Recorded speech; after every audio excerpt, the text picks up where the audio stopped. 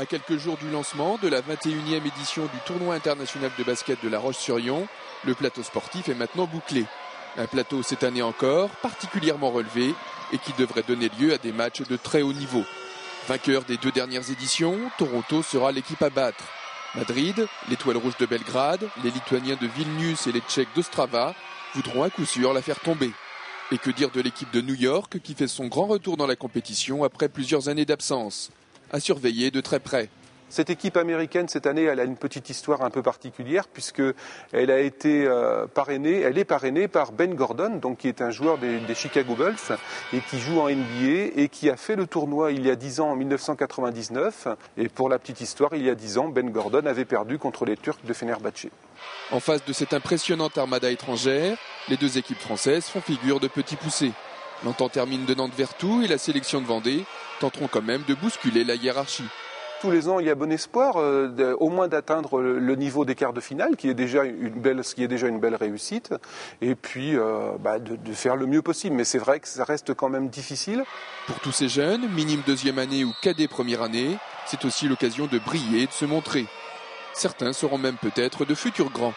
Il y a plusieurs jeunes qui sont devenus maintenant célèbres, qui sont passés par le tournoi de La Roche-sur-Yon. Au niveau français, on peut parler de Cédric Ferchaud, par exemple, qui a joué à Cholet, qui joue maintenant à l'Hermine de Nantes.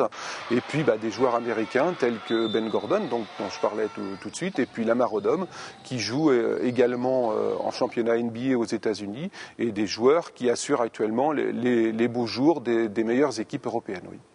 Rendez-vous donc vendredi, 14h, salle Omnisport pour le coup d'envoi du tournoi international. Spectacle assuré dès les premières minutes et beaucoup de bruit en perspective, avec dans les tribunes tous les jeunes des centres de loisirs du Pays Lyonnais au grand complet.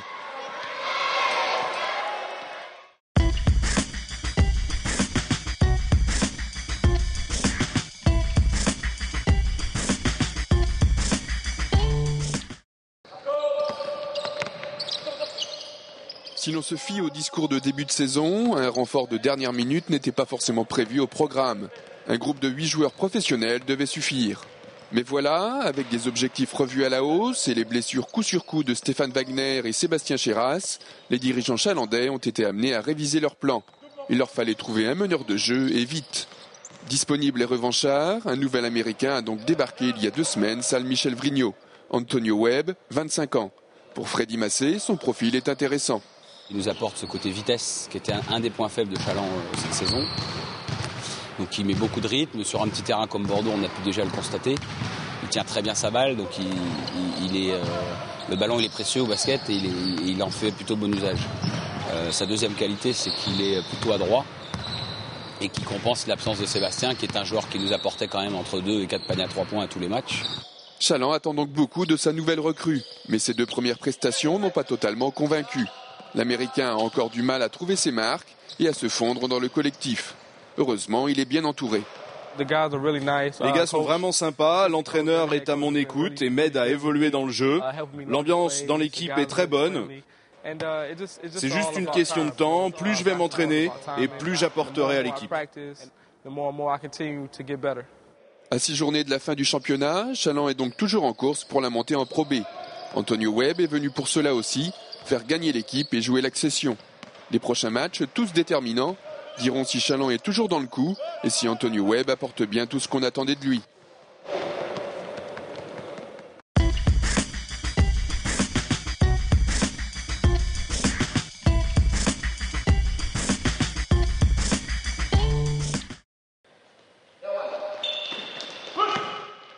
Cela fait des années que Luçon Basket attendait ce moment. Une montée en National 2, enfin. Au club depuis 2 ans et demi, Laurent Hay a sans doute contribué à ce que cette ambition devienne réalité, en apportant au niveau du jeu beaucoup de discipline, de rigueur et de travail. Le technicien met aussi en avant la qualité d'un groupe qui n'a jamais rien lâché.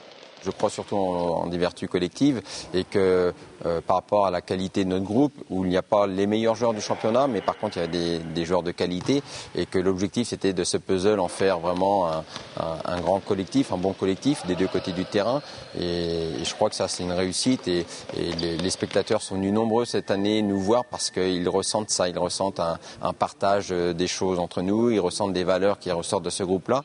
Leader invaincu, Luçon a survolé son championnat. Intraitable à domicile, il est resté maître à l'extérieur, même s'il y a eu parfois quelques matchs accrochés. En tout cas, avec de tels résultats, la confiance est là et l'ambiance s'en ressent forcément.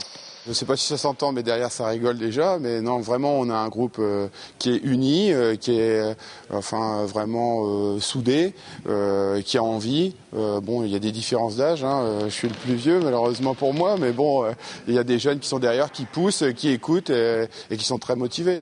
Autour du président, Luçon Basket est déjà tout entier tourné vers la Nationale 2, avec pour objectif de s'y inscrire dans la durée.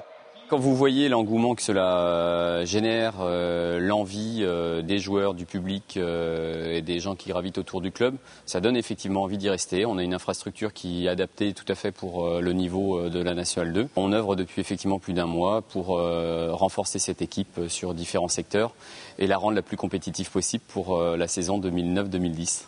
Auteur d'une saison magnifique, les protégés de Laurent Ève ont clôturé leur championnat samedi avec la réception de Laval. La salle des Commets devrait leur faire une ovation et les conduire vers un nouveau succès. Le groupe pourra ensuite penser au titre de champion de France de National 3.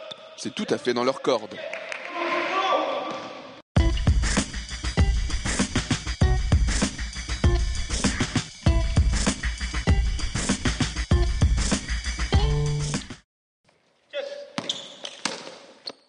Ils ont 15 ou 16 ans, jouent en club à Challans, Saint-Georges de Montaigu, Luçon ou Chambretot et porteront le maillot de la sélection de Vendée lors du tournoi international 2009 de La Roche-sur-Yon. 12 gamins qui vont vivre une expérience inoubliable. Aligné au poste de meneur, Camille Baranger ne boude pas son plaisir à l'idée de participer à un tel événement. C'est un honneur de représenter la Vendée dans un tournoi comme ça. Surtout qu'il y a beaucoup de joueurs 93 en Vendée, donc ça fait plaisir aussi de savoir qu'on fait partie des meilleurs. C'est rare de jouer contre des Américains. Et là, il faut la saisir, cette chance, pour permettre de nous montrer. En face, il y aura en effet de grosses cylindrées. Des équipes qui se connaissent par cœur, des joueurs habitués à se trouver sur le terrain. La tâche sera donc difficile, mais l'essentiel est ailleurs pour les jeunes basketteurs vendéens. Quand on voit les Américains, même dans les pays de l'Est, même les Espagnols, c'est fort. Mais bon, nous, on a peut-être une carte à jouer, on va la prendre et puis on verra bien, quoi. C'est avant tout jouer ensemble, puis se faire plaisir sur le terrain et puis voilà, quoi, donner le meilleur de nous-mêmes, je pense. L'entraîneur espère de son équipe beaucoup d'intensité défensive, de la vitesse dans le jeu, mais il sait qu'avec seulement 10 séances d'entraînement et 2 matchs de préparation, ça risque d'être un peu court face à des gros bras. On est très local, on n'a pas l'habitude de jouer ensemble, donc face à des équipes qui ont déjà un collectif huilé, c'est toujours ces 2-3 premières minutes de match qui sont difficiles à gérer et les 2-3 dernières quand nous on est dans la fatigue, que les automatismes sont moins liés et que l'équipe d'en face qui a l'habitude d'être dans l'adversité, effectivement fait souvent la différence dans les matchs comme ça. Pour la sélection, l'entrée en matière est prévue vendredi face aux Lituaniens de Vilnius. Du lourd pour démarrer.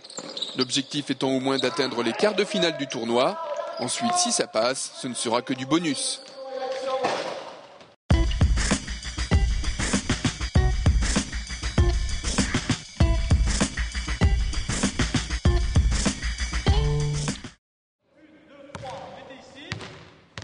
Elles sont en minime région et défendront ce week-end les couleurs de l'entente La Roche-sur-Yon-Le Poiré-sur-Vie lors de la 15e édition du tournoi international. Pour ces jeunes filles, il s'agira avant tout de faire bonne figure devant leur public.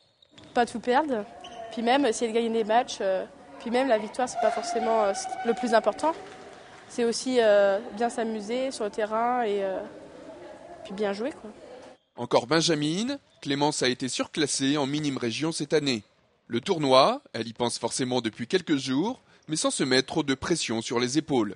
Je vais m'entraîner avec mon équipe comme d'habitude, bon, un peu plus dans la semaine que d'habitude, comme c'était les vacances. Et puis j'en parle aussi avec mes parents, tout le monde autour. On aimerait bien le gagner, mais si on ne gagne pas, c'est pas très grave. C'est un tournoi, c'est pas comme le championnat. Un tournoi minime filles où il n'y aura cette année qu'une seule formation étrangère et un peu moins d'équipes de niveau championnat de France que d'habitude. Mais pour les minimes régions de l'entente, cela ne change pas grand-chose. Mentalement, les filles, ça fait plusieurs années qu'elles sont au club, donc elles connaissent le tournoi. Elles sont déjà venues voir le tournoi. Certaines y ont déjà joué, donc elles savent qu'il y a un niveau relevé. Je pense que mentalement, elles se préparent toutes seules, en fait. On essaiera de faire le maximum pour avoir la meilleure place possible. Début de la compétition samedi matin pour Clémence Léana et leurs copines, avec un match face aux Polonaises de Zirardot. On ne pouvait rêver mieux comme entrée en matière. L'objectif, bien sûr, sera de gagner pour bien débuter dans le tournoi.